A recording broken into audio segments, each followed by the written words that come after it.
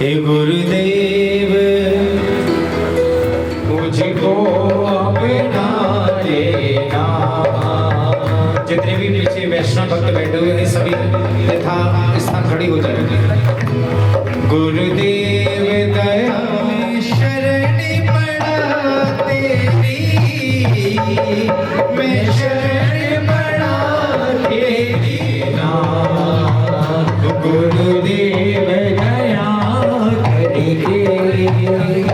मुझको लेना, गुरुदेव दया करेंगे मुझको अपना लेना। मैं शरण खड़ा तोरी, मैं शरण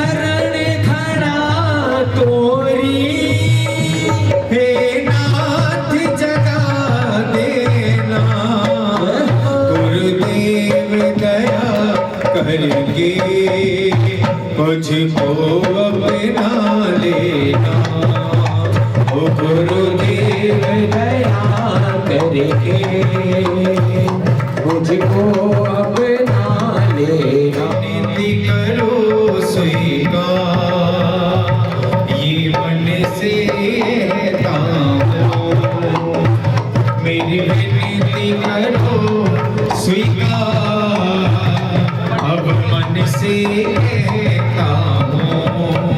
ओ मैं शरण पड़ा प्यारे, मैं शरण पड़ा प्यारे, चरणों में जगा दे मुझको अपना लेना, गुरुदेव दया करके मुझको अपना ले।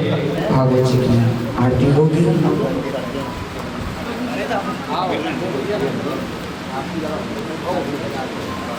पहले आरती भागवत भगवान की है आरती, पापियों को पाप से है तारती है आरती, पापियों को पाप से है तारती। ये अमर ग्रंथ ये भक्ति भक्ति जब वेद निराला, जब ज्योत जगाने वाला, अमर ग्रंथ ये भक्ति भक्ति ये पंचम वेद निराला, जब ज्योति जगाने वाला। हरि नाम यही हरि ध्यान यही, हरि नाम यही हरि नाम यही, जग के मंगल की आरती, पापियों को पाप से है आरती। श्री भागवत भगवान की है आरती, पापियों को पाप से है आरती। ये शांति गीत पावन पुनीत पापों को मिटाने वाला, हरि दर्श कराने वाला। शांति गीत पावन पुनीत पापों को मिटाने वाला, हरि दर्श कराने वाला। ये शांति गीत पावन पुनीत पापों को मिटाने वाला, हरि दर्श कराने वाला। ये शांति गीत पावन पुनीत पापों को मिटाने वाला, हरि दर्श कराने वाला। यह सुख करनी है दुख हरनी, यह सुख करनी है दुख हरनी, यह सुख करनी है दुख हरनी, यह सुख करनी है दुख हरनी। श्रीमद् की आरती, पापियों को पाप से है तारती। श्री भागवत भगवान की है आरती, पापियों को पाप से है तारती। मधुर बोल जग बंद खोल संसारिक बताने वाला, अंगड़ी को बनाने वाला। मधुर बोल जग बंद खोल सन्मार्ग दिखाने वाला, बिगड़ी को बनाने। मेरे राम यही मेरे श्याम यही, मेरे राम यही मेरे श्याम यही, प्रभु की महिमा की आरती, पापियों को पाप से है तारती। श्री भागवत भगवान की है आरती, पापियों को पाप से है तारती, पापियों को पाप से है तारती, पापियों को पाप से है तारती, पापियों को पाप से है तारती। ओम यज्ञेन यज्ञेन जगदेवास्थानि धर्माणि प्रथमान्नः सन्नतेयमानः।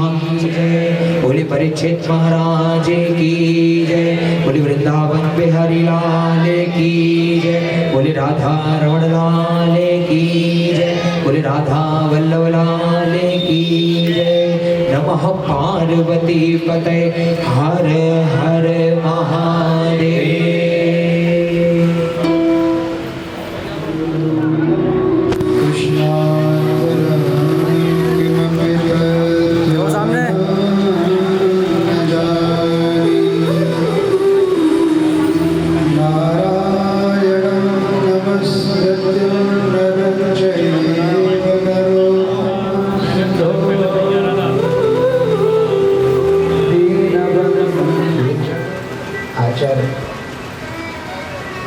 एवं संसार के समस्त कृत्यों का परित्याग करके श्री हरि की कृपा को अपने हृदय प्रदेश में आविर्भूत करके राधा माधव सरकार को अति दिव्य अति प्रिय रस उत्सव श्रीमद् भागवत कथामृत सप्ताह श्रवण विधि में पधारे मैया एवं वैष्णव बंधु आप सबके श्री में अनंत कृष्ण।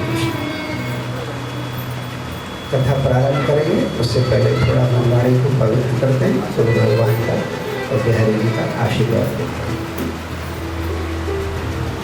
जय जय श्री राधा रमण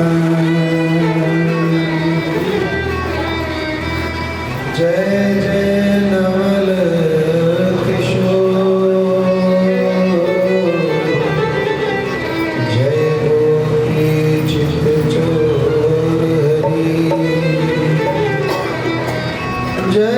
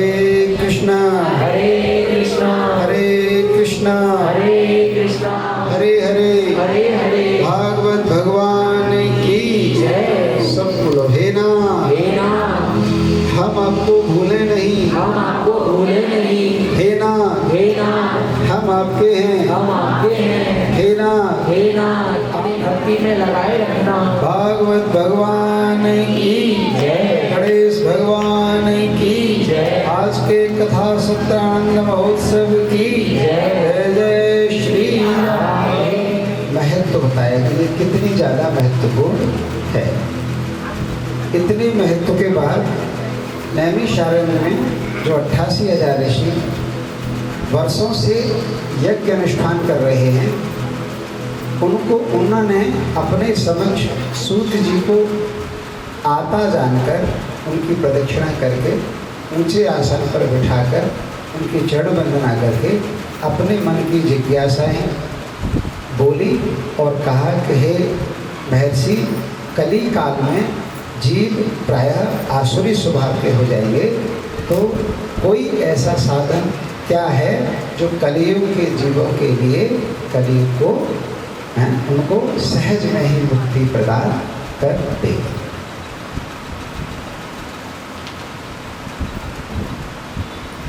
अब आगे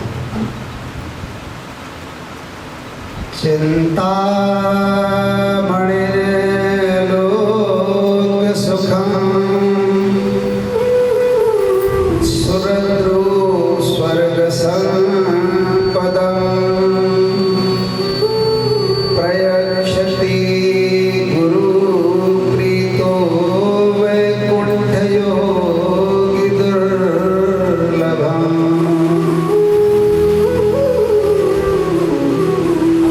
अब बहुत अच्छा है। सोनकाद ऋषियों ने सूत जी से कहा कि हे महर्षि, एक तो आप हमें कलयुग के जीवों के कल्याण का मार्ग बताइए।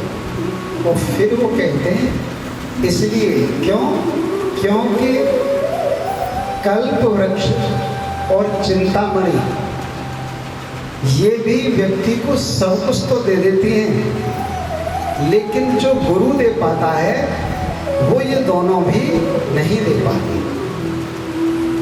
वो मानो कहना चाह रहे हैं कि गुरु चिंतामणि और कल्पवृक्ष क्या दे देता है? संसार के समस्त भौतिक सुख को प्रदान करने की क्षमता उनमें है, लेकिन उनमें भी भगवान के प्रेम को, भगवान की भक्ति को, है ना, और स्वयं नारायण को प्रदान करने की क्षमता नहीं है।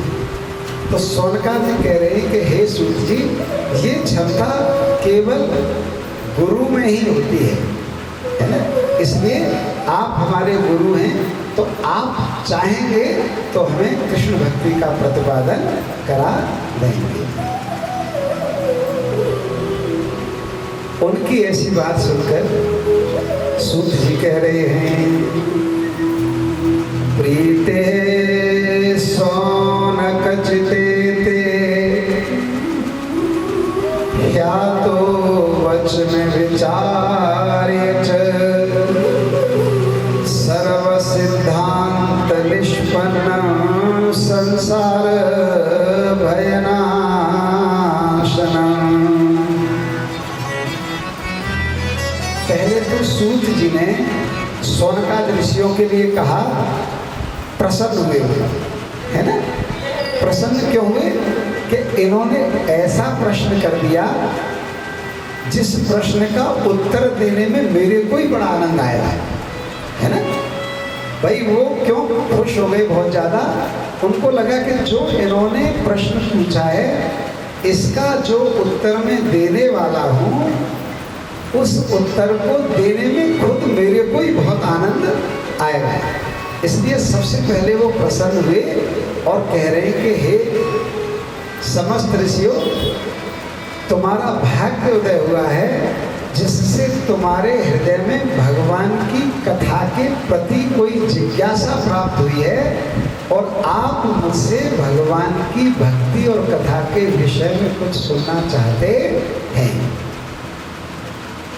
यही बात इस समय के जीवों पर भी अप्लाई होती है। कभी भी मन में ये जिज्ञासाएं आए, जैसे समीक्षा 3 बार कह चुकी हैं आप कि मेरा मन है भगवत गीता का हो, कथा तो ठाकुर जी जितना रस बरसाएंगे ठीक है, लेकिन मेरा मन है कि एक बार मैं भगवत गीता आपके मुख से सुनूं, है ना। ये जो अंदर इच्छा आती है ना श्रवण की जो इच्छा आती है, तब ठाकुर जी उस समय पे अंदर हृदय में बैठकर ही ये बात हमेशा बोलते हैं। ये सदैव होता है सब आपके जिसके मन में जब जब ये बात आती हो कि काश कहीं से कोई अच्छी कथा मिले, कहीं से कोई मधुर भगवान का भजन सुनने को मिले, भगवान की कोई चर्चा सुनने को मिले, ऐसा भाव जब जब आए तो समझना चाहिए कि अंदर डिब्बे में गोविंद आकर उस समय के लिए बैठ गए हैं। तो सूत जी कह रहे हैं कि भगवान की बड़ी कृपा आपके पर हुई है जो आपने ये भक्ति विषयक प्रश्न किया कि कलयुग के जीवों के लिए, और वो इसलिए प्रसन्न है कि हे ऋषियों, महर्षि की तो विशेषता ही ये होती है, ऋषि वही है जो अपने अतिरिक्त संसार के कल्याण के भी योजना कोई न कोई बना के चले। तो तुम ऐसे भी पूछ सकते थे कि हे ऋषि, हम यहाँ इतने सालों से आहुति और ये सामग्री डाल डाल के आँख खराब कर डाली, चश्मा चढ़ के धुआं पे, तो कछु ऐसा बताया दो कि हमारा भी अपना जुगाड़ बन जाए। लेकिन उन्होंने ऐसा नहीं पूछा है। उन्होंने क्या प्रश्न किया कि कलयुग के जीवों का भी जो कल्याण करे, ऐसा कुछ बताइए, है ना। तो इसको कैसे अप्लाई कर सकते हैं? इसको ऐसे अप्लाई कर सकते हैं कि यदि आप सचमुच में प्रेम करते हैं मिलने वालों से, आस पड़ोसियों से, तो आपको इस तरह का आयोजन करना चाहिए जिससे वो न चाहें तो भी उनका भला हो जाए, है ना। वो न चाहें तो भी उनका भला हो जाए। और ये बात उनको स्पेशली बता के कभी नहीं करनी चाहिए कि इसलिए कर रहे हैं कि तुम्हारा ठाट हो जाए, है ना। मन में अपने अंदर भावना रखनी चाहिए, तो ये साधुता होगी। सौनक जी के इस प्रश्न से सूत जी बहुत प्रसन्न हुए और कह रहे हैं, काल व्याल मुख ग्रास त्रास निर्वाण सहेत वे,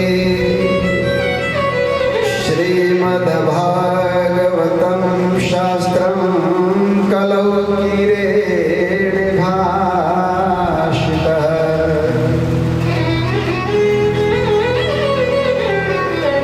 बहुत प्रसन्न हो गए मनी मन और आह्लादित होकर कह रहे हैं कि हे सौनकादि ऋषियों, तुम्हारी जितनी भी जिज्ञासाएं हैं उनको शांत करने का एक बहुत अच्छा शास्त्र मेरे पास है, और वो है कली के काल से, कली के व्याल से, कली के बाह से, कली के दाह से निकालने वाला और आनंद में डुबोने वाला कलिकाल के जीवों के लिए सर्वश्रेष्ठ सुंदर एक साधन है जिसका नाम है श्रीमद् भागवत महापुराण। बोली भागवत भगवान की है। मैं तुमको उसको श्रवण कराता हूँ।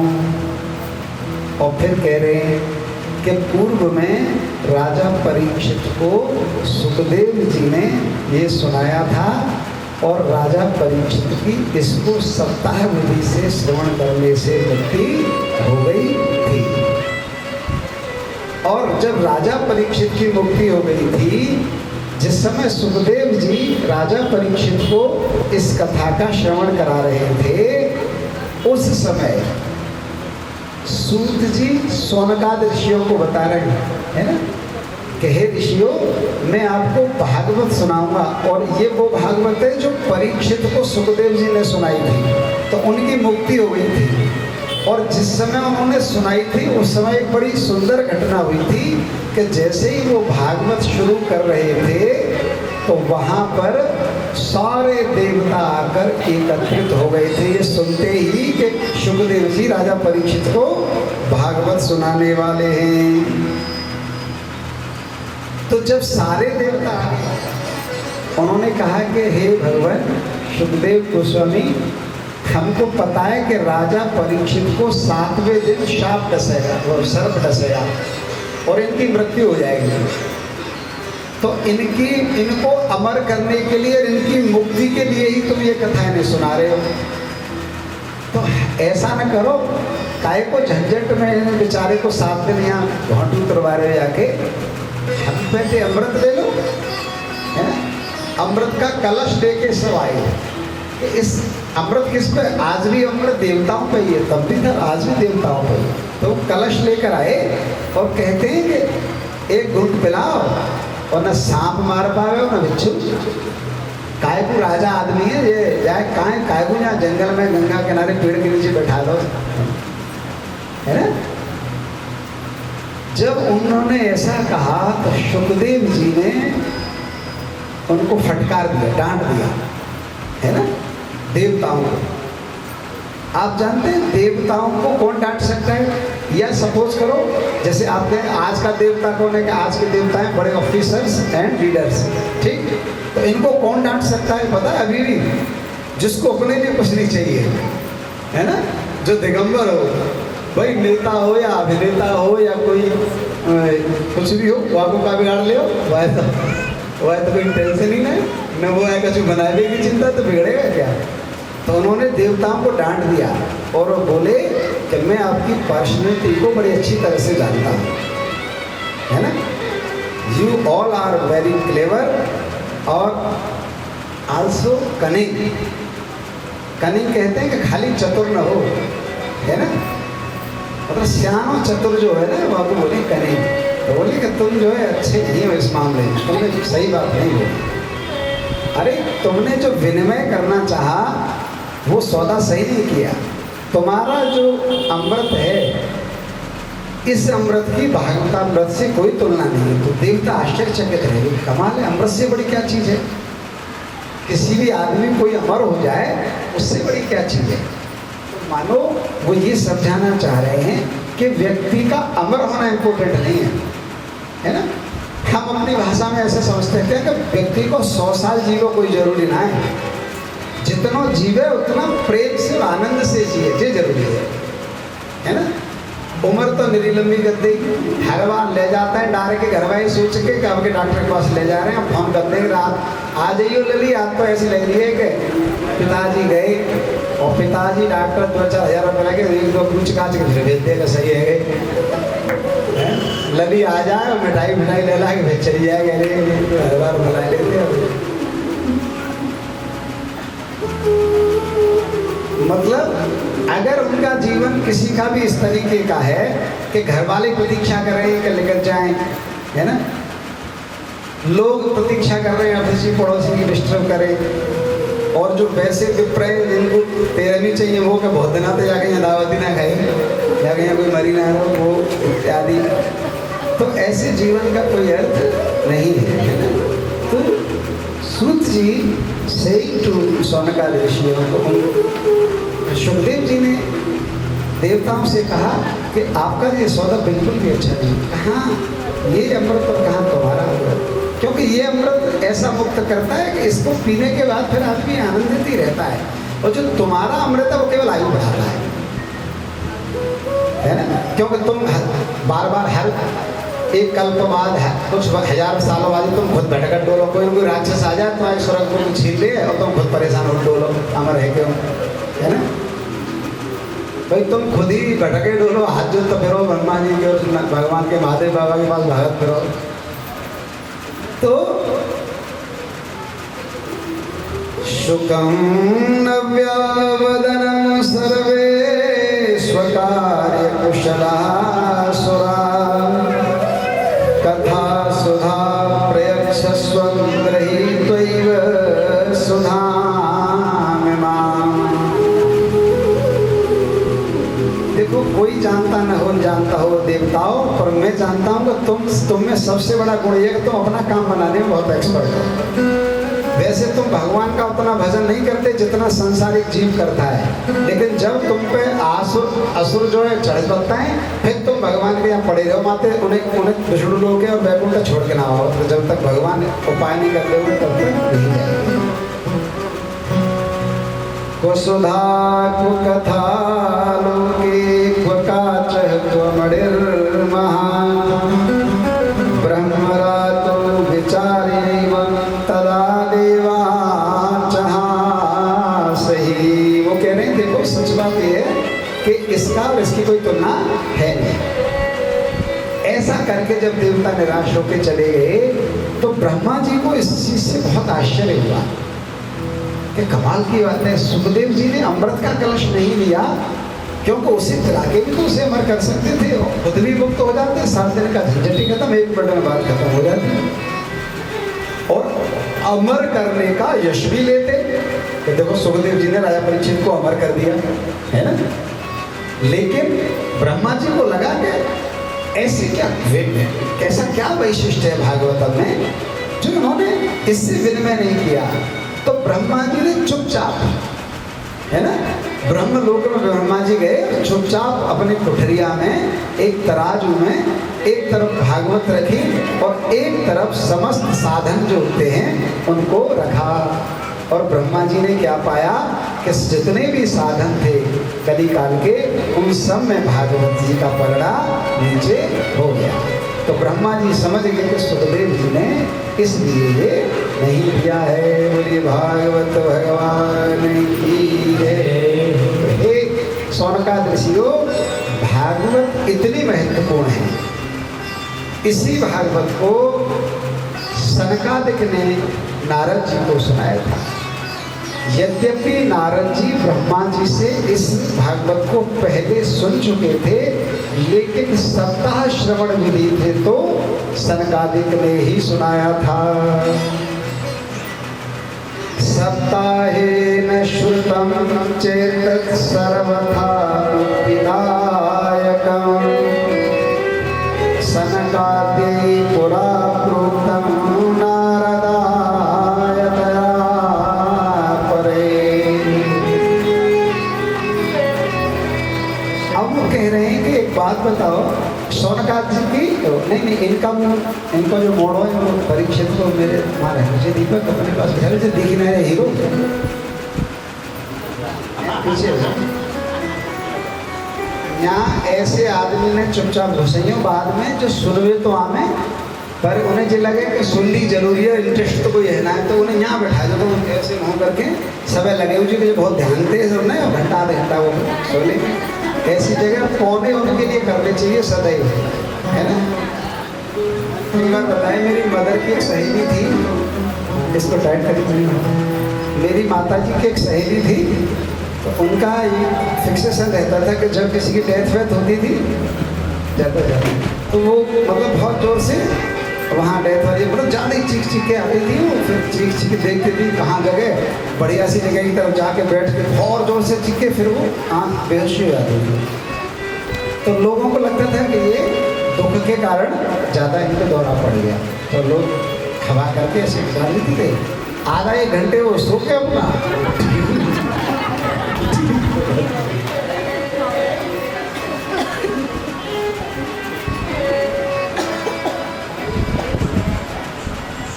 भागवत भगवान की जय।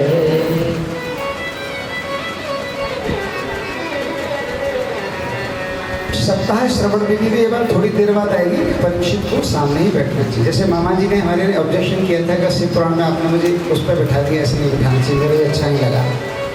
तो मैंने कहा सही बात यह है कि परीक्षित को बिल्कुल व्यास के एकदम पास, सही बात कहती है, या ऐसे बैठे या एक अलग आसन होना चाहिए या पीठ पर होना चाहिए। ये प्रक्रिया है जो मुख्य परीक्षित है उसके श्रवण करनी है ना। बाकी सब यहाँ भी सौनक जी परीक्षित हैं, 88 आरसी शेष पीछे बैठे हुए हैं। अब जो कथा आप सुनेंगे सनकादिक वाली प्रक्रिया में नारद जी परीक्षित हैं, बाकी वहाँ पर सब देवता नदियाँ इत्यादि वो सब पीछे बैठे हुए हैं। तो उन्होंने कहा कि एक बात बताओ कि आप कह रहे हैं ब्रह्मा जी ने नारद जी को सुनाई और फिर सनकादिक ने क्यों सुनाई?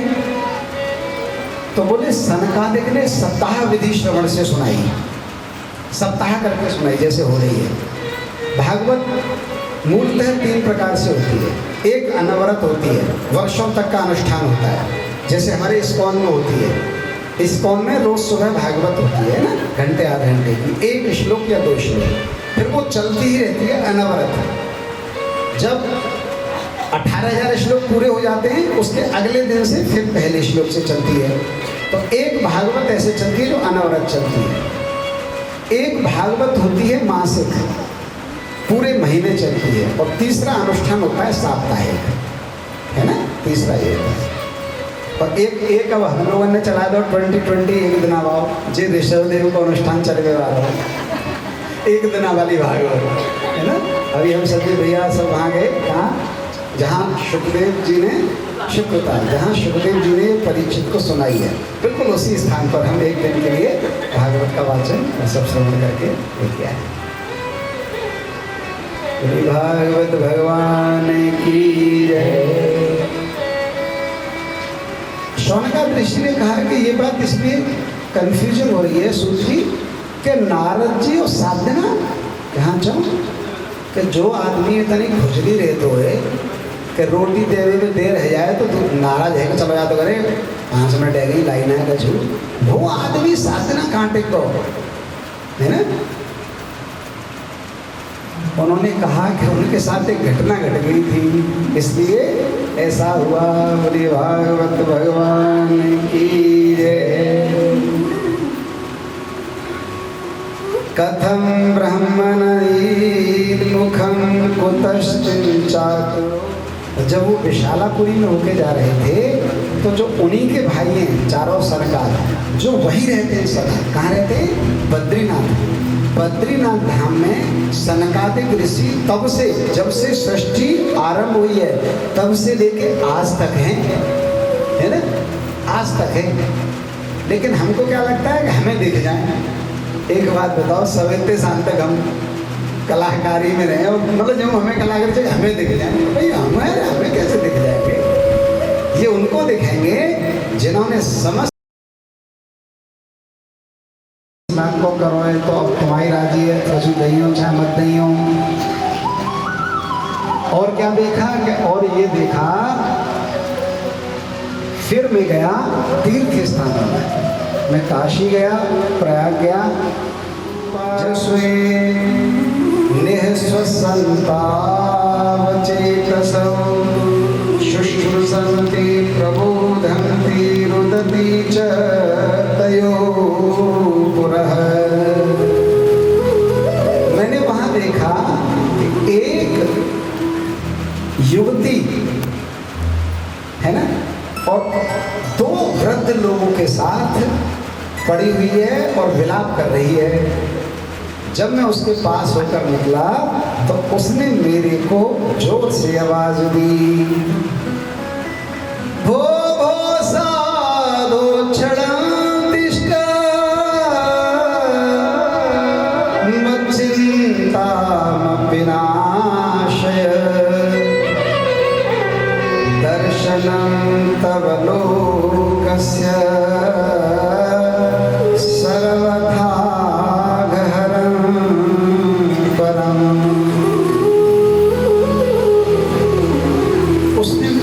वादी गए साधो क्षण भर के लिए रुको। और जैसे ही मैं रुका मैंने कहा बताओ, तो बोली कि मेरे कष्ट की निवृत्ति करके जाओ। जब मैंने कहा कि ये सवाल मुझसे ही क्यों, तो उसने मुझे पहचान लिया और वो बोली कि आप नारद जी हैं। ऐसा कौन है जिसको आपका दर्शन हुआ हो और उसको भगवान न मिले हों? इसलिए हे नारद जी मेरे कष्ट की निवृत्ति करके जाइए। मैंने उससे पूछा, कास्य त्वं काविनौ चेवा नार्यः का पद्मलोचना वद देवी सविस्तारं स्वस्य दुःखस्य कारणम्। ठीक है देवी, लेकिन एक बात ये बताओ, पहले तो मैं आपको पहचान नहीं रहा कि आप कौन है ना? आपने मुझे पहचान लिया ठीक है, लेकिन आप कौन हैं मैं पहचान नहीं रहा। दूसरा, आपका कष्ट मुझे पता होना चाहिए। आप कह रहे हो मेरे दुख को दूर करो, तो आपका दुख है क्या है ये मुझे बताओ।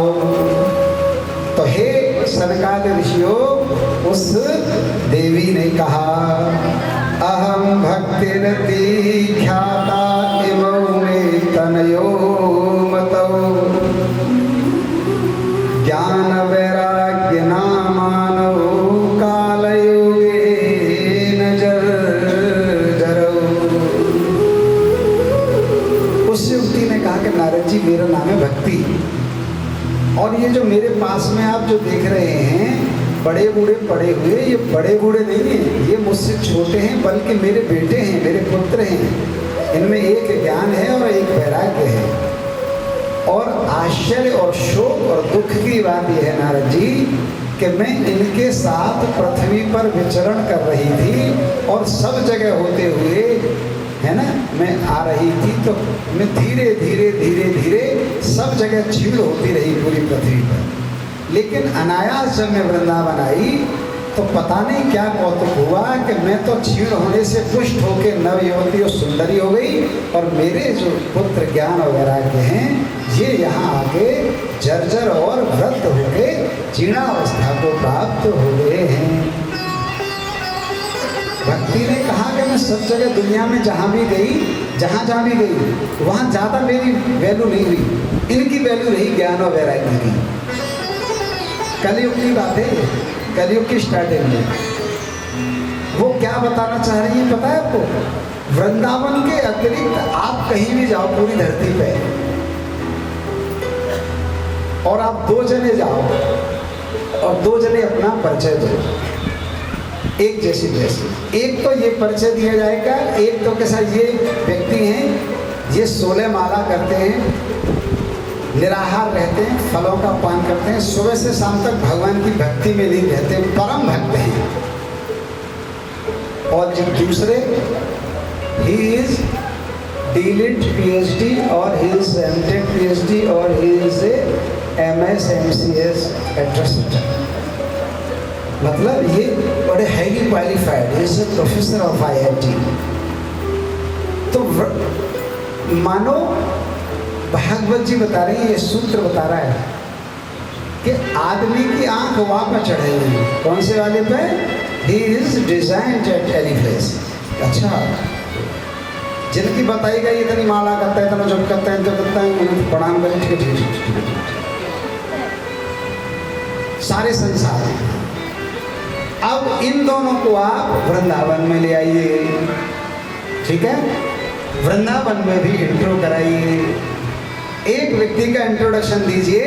ही is a person who offer the daily aarti and prasadam to Bihari ji, and daily go to Bihari ji, and daily drink Yamuna water and serve Vaishnavas and sadhu and do so many kirtan and bhajan.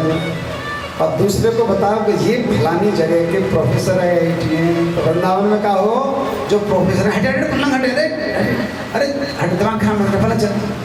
और जो भजनानंदी है बाबू, आओ आओ गुरु आओ, प्रभु कह सके नहीं तो वृंदावनी एक और भाषा है गुरु, अरे गुरु गुरु गुरु आओ। मानी वृंदावन में भक्ति की केवल वैल्यू है और संसार की सभी जगहों पर ज्ञान और वैराग्य की वैल्यू है। इसलिए ज्ञान और वैराग्य आराम से घूमते रहे और भक्ति जर्जर होती रही, और जैसे ही वृंदावन की भूमि में प्रवेश किया भक्ति तरुणी हो गई और ज्ञान वैराग्य जर्जर हो गई। तब नारद जी ने देखा कि अच्छा भक्ति हो, तब नारद जी ने ध्यान किया, करे भक्ति तुमको तो भगवान का वरदान मिला हुआ है कि तुम तो भगवान को सबसे ज़्यादा प्यारी हो, है ना, और जिसके हृदय में तुम रहती हो भगवान उसके वश में रहते हैं। भगवान क्या कहते हैं? अहम भक्त पराधीन। मतलब जब भक्त कुछ कहेगा तो भगवान चाह के भी वो नहीं कर पाएंगे जो भक्त मना करेगा। तो कह रहे हैं आप उनके हृदय प्रदेश में जिनके रहती हो उनके तो स्वयं कृष्ण दास हैं, तुम चिंता क्यों कर रही हो?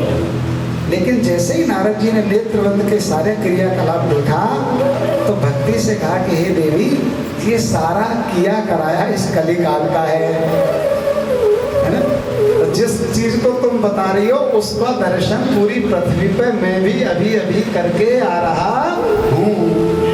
मैं भी सारी पृथ्वी का भ्रमण करके आ रहा हूँ, और गोविंद जैसा इस लीला भूमि को छोड़ गए थे, अब ये वैसी नहीं है।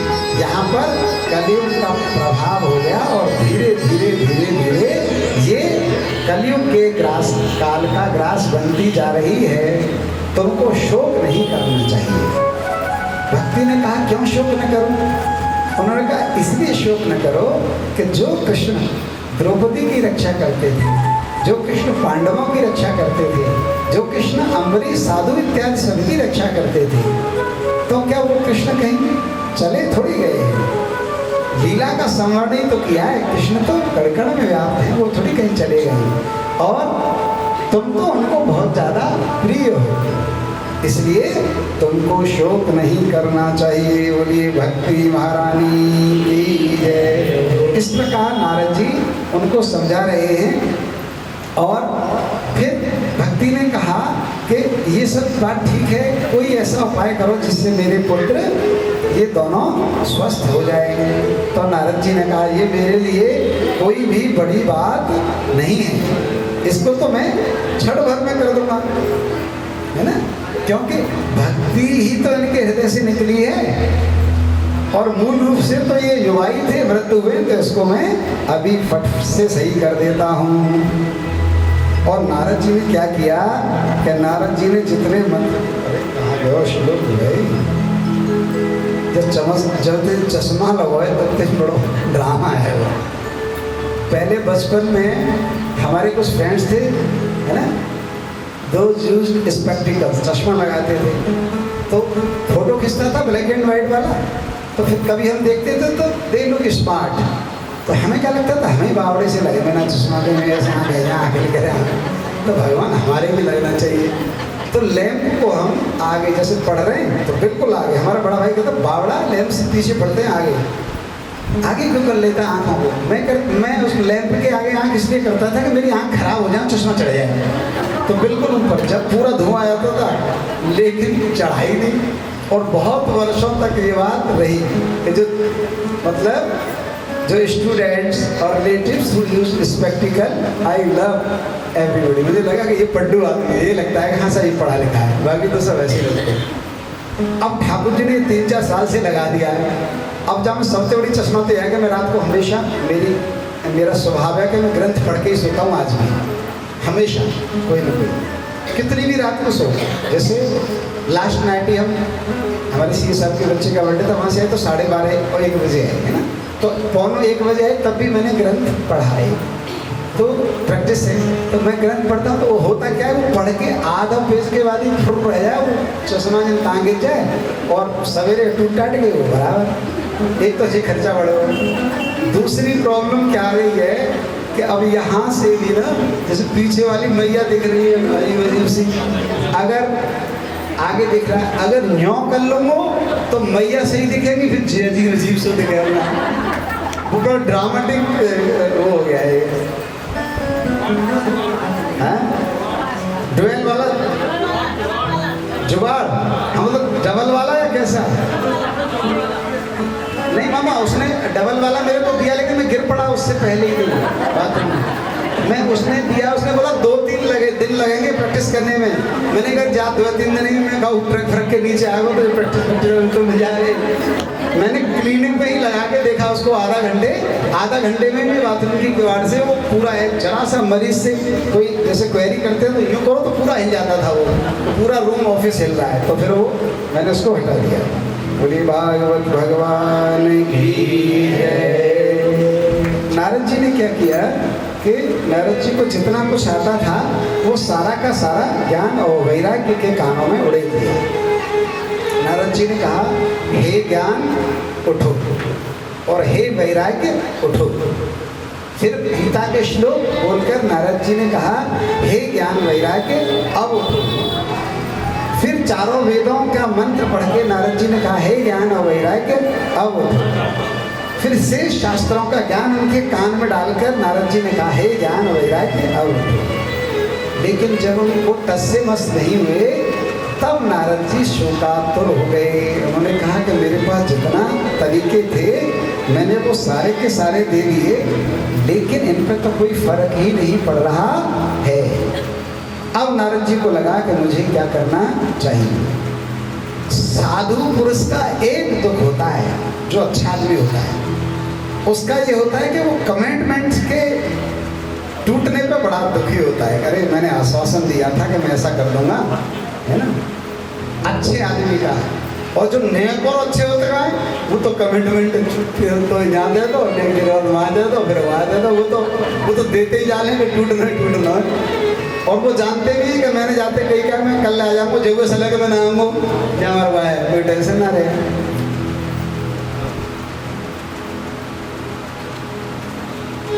जब कुछ नहीं हुआ तो नारद जी ने आकाश की तरफ देखा कि हे Krishna, you should do something.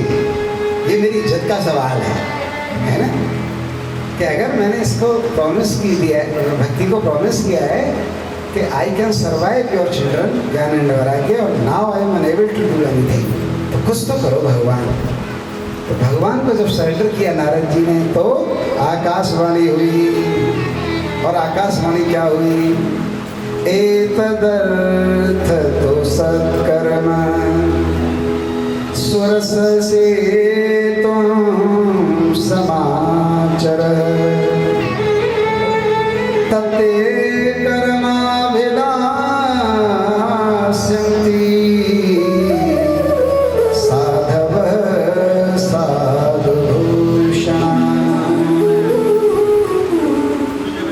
हे नारद जी, आपको इसकी जागृति के लिए सत्कर्म करना पड़ेगा।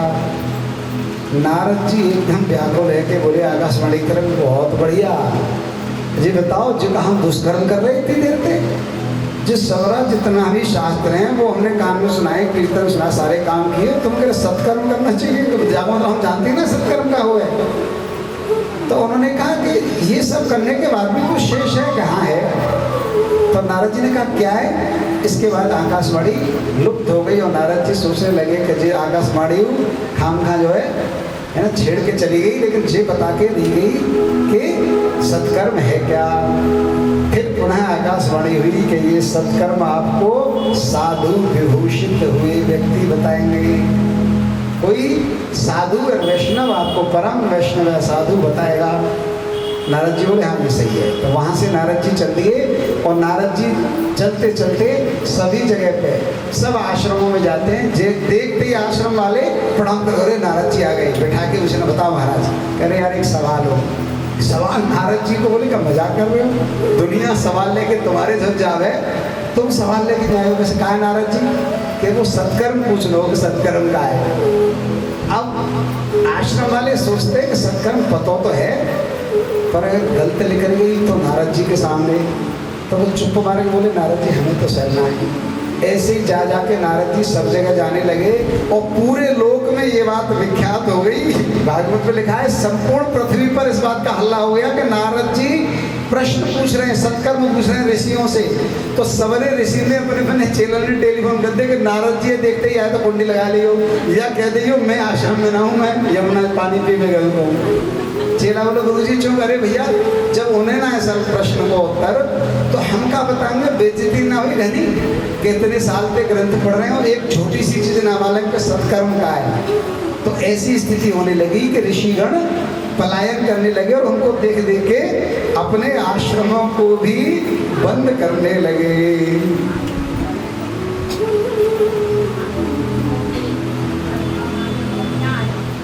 भागवत भगवान की जय। I have a good technique to offer the prasadam. अगर ऐसा लगे ना कि वहाँ से डिस्टर्ब हो रहा है, तो एक एक करके ऐसे दो आदमियों को आगे बढ़ा दो, एक आगे बढ़ा दो, तो ऐसे प्रसाद आगे तक आ जाएगा ना। जब एक आदमी प्रसाद कुछ लेके आवे ना, तो फिर पता लगे कितने बड़े भगत हैं, एकदम कितनी भी अच्छी कथा कह रहा हो, कोई माला पहनावे हो तो वहाँ देखे कि काला है, माले ही लाया हुआ भक्त, प्रसाद लावे तो प्रसाद में कौन आया हो। फिर अगर वो एक मिनट प्रसाद चढ़ाने के बाद अगर नेक ऐसे देख ले कहाँ खड़ा हो रहा है, तो फिर जरूर देखें VIP आए हुए जब कहाँ बैठेंगे। इसलिए इंटरप्शन और डिस्टर्बेंस को अवॉइड करने की this is the good technique to offer the prasadam. पीछे से हैंड ओवर करते जाओ, बोले भैया आगे आगे आगे करके दे दिया। बोली भागवत भगवान की जय। इस चीज को पूछते पूछते Narad ji wondering to all over the world, लेकिन देयर इज नो सॉल्यूशन, कोई भी नहीं बता पाया। इस प्रकार से ही नारद जी इसी वजह से घूमते घूमते घूमते घूमते कहाँ गए थे? विशालापुरी। सोच के ही आए थे कि बद्रीनाथ धाम एक ऐसी जगह है जहाँ गुप्त संत तपस्या करते हैं वर्षों तक, है ना। नारद जी को पता कि ये कलयुग के महात्मा ऐसी में पढ़े, पढ़ाई तुमने वैसे छोड़ दी होगी, जिनको जो है पनीर मार रहे हैं, कौन से पढ़ रहे ग्रंथ पढ़ रहे हैं, है ना। उन्होंने की कभी एक जगह ऐसी बची है जहाँ कलयुग का प्रभाव कम हुआ है, पहाड़ों पे बद्रीनाथ उधर चले। तो नारद जी ये सोच के विशालापुरी आई थी और जैसे ही आए थे तो सनकादिक से भेंट हो गई थी। तब नारद जी सनकादिक ऋषि को ये बात बोल रहे हैं कि हे भैया ये बात है ना। उन्होंने पूछा कि क्यों चिंता करो, तो बोले चिंता इस बात की है कि उन्होंने कहा सत्कर्म करियो, वो माँ पढ़े वृंदावन में, और मैं प्रॉमिस करके आया हूँ कि अभी आओ तेरे इंतजाम को पता करके पूरी पृथ्वी घुमाया, लेकिन कोई जिना बता पा रहा हो कि सत्कर्म क्या है। अब आपको मिले, है ना। पहली बात तो मैं आया इस जिज्ञासा से था कि बद्री विशाल में कोई ना कोई गुप्त संत मिलेगा, और आप मिल गए। आप तो स्वयं हरि के अवतार है, इसलिए आप बताइए। ऐसा सुनकर सनकादिक जी कह रहे हैं,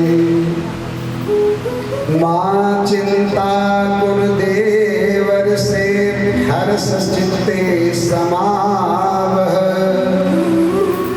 उपायः सुख साधुत्र वर्तते पूर्वे वही।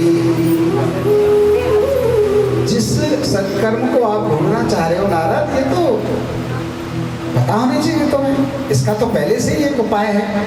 नारद जी ने कहा क्या उपाय है भाई।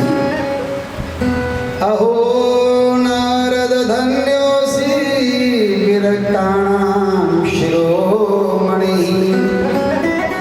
सदा श्री कृष्ण दासानां प्रणीर्योग भास्करम्।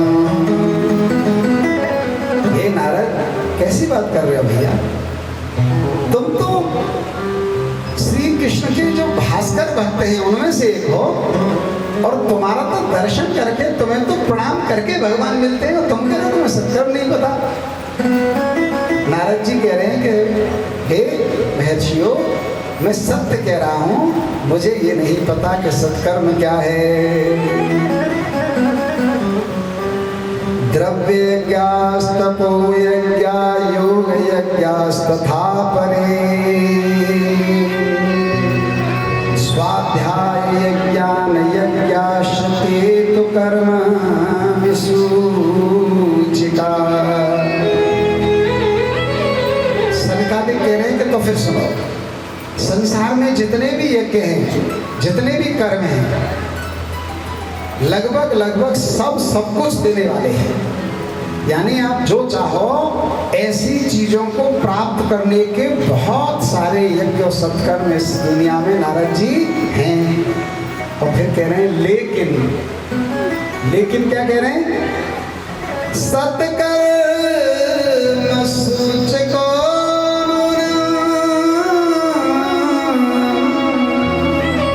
ज्ञान यज्ञ स्मृतो बुधैः,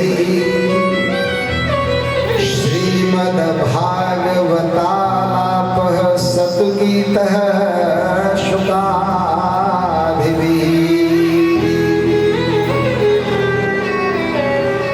हे नारद, अन्य जितने भी सत्कर्म हैं वो सब कुछ देने वाले हैं, लेकिन कृष्ण को प्रदान करने वाला जो सत्कर्म है वो श्रीमद् भागवत है, जिसका शुक इत्यादि ऋषियों ने वर्णन किया है। बोलिए भागवत भगवान की जय। ज्ञान वैराग्य संयुक्ता भक्ति प्रेम रसावहा, प्रतिगेहं प्रतिजनम ततः प्रीणाम करेष्यति। हे नारद, यदि तुमने भागवत का अनुष्ठान कर लिया, यदि 7 दिवसीय भागवत का अनुष्ठान कर लिया, तो भक्ति अपने पुत्र ज्ञान और वैराग्य के साथ भागवत के आने में कीड़ा करेगी। ऐसा सनकादिक ने नारद जी, जब उन्होंने ये सुन लिया तो बोले नारद जी की एक बात बताओ, ये जो तुम भागवत की इतनी महिमा कह रहे हो, भागवत में मैंने भी भागवत सुनी है, पिताजी से ब्रह्मा जी से, जिनसे तुमने सुनी है ना। ब्रह्मा जी ने किनसे सुनी है, नारद जी ने भी ब्रह्मा से सुनी है। तो नारद जी कह रहे हैं कि मैं भी पिता महाराज से पहले इस भागवत का श्रवण कर चुका हूँ, और मैं पढ़ता भी हूँ और मुझे पता भी है कि भागवत में क्या है। भागवत में क्या है? समस्त वेद और उपनिषदों का सार। ठीक है, बहुत ध्यान से सुनो नारद जी की बात। नारद जी कह रहे हैं कि इसमें जो कुछ है मुझे पता है पहले। अब ताज्जुब मुझे इस बात का हो रहा है कि जो वेद, जो उपनिषद, जो शास्त्रों की बात भागवत में है, उसी उन सब बातों को तो मैं पूरा का पूरा पहले ही और ज्ञान और वैराग्य के कानों में सुना के आ चुका हूँ। जब मैं उनको सारी सुना के आ चुका हूँ जो भागवत में है, तो फिर भागवत से कैसे मुक्ति हो जाएगी? भागवत भगवान की जय। तब सनकादिक ने कहा कि थोड़ा सा भेद समझो नारद, कि क्या मैंने माना कि भागवत में क्या है? उपनिषद हैं, वेद हैं, समस्त शास्त्र हैं, ठीक है, वही है सब भागवत में। तो ये बताओ कि अगर तुम्हें क्लोरोक्विन की जरूरत पड़े, है ना, मलेरिया सही कर देगू, और तुम्हें तो कही जाए कि पेड़ जीरो पुनैन को पेड़ तोरी खा ले, तो है सही है कि ना हो? अच्छा, पूरी से कहीं भंडारी में काय में सीखो घी में, घी काय के लेकर दूध दे, तो दूध दस देंगे तुम्हारे सामने के दूध चिले दूध, जहाँ में सीखो पूरी, घी तो ये लेकर सीख जाएंगे ना? सीखेंगे। मतलब ये है नारद जी कि जिस प्रकार फल आम का जो स्वाद है वो आम के वृक्ष में नहीं है, यद्यपि वो आम उस वृक्ष का ही तत्व है, लेकिन जो टेस्ट आम में है वो वृक्ष में, पीड़ में, पत्ते में, तले में या पूरे वृक्ष में नहीं है। In the same way, Srimad Bhagavatam is the fruit and essence of all Veda, Purana, Upanishad and इन सब का सार है। वेदो उपनिषदा सारा जाता भागवती कथा अत्युत्तमा ततो भाति पृथक भूता फलाकृति। जिस प्रकार पेड़ से पेड़ में के फल का स्वाद नहीं पाया जा सकता नारद, ठीक उसी प्रकार समस्त वेद शास्त्र इनको एक साथ पढ़ने से वैसा स्वाद व्यक्ति को नहीं मिलता, वैसी भक्ति जागृत नहीं होती जैसी भागवत से होती है, क्योंकि भागवत इन सब का रस है। बोलिए भागवत भगवान की जय। जब उन्होंने ऐसा कहा तब नारद जी सेटिस्फाइड, है ना, उनको लगा कि बात में दम है। यदर्शनं च विनहत शुभानि श्रेयस्तु भव दुख दवार्तितानां निःशेष शेख मुख गीत कथैकपाना प्रेम प्रकाश कृतये शरणं गतोऽस्मि अज्ञान हेतु कृतमोह मदान्धकार नाशं विधाय हि तदोदयते विवेक।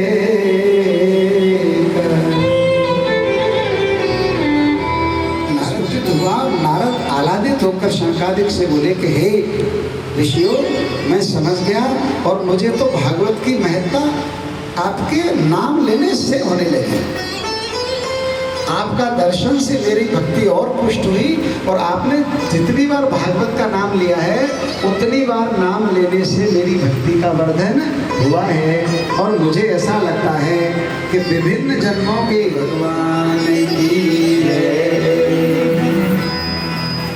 नारद जी कह रहे भक्ति ज्ञान विरागाणाम स्थापनाथ प्रय, तेरे पुत्रों को पुष्ट करूंगा, इसलिए मुझे ये सप्ताह विधि का श्रम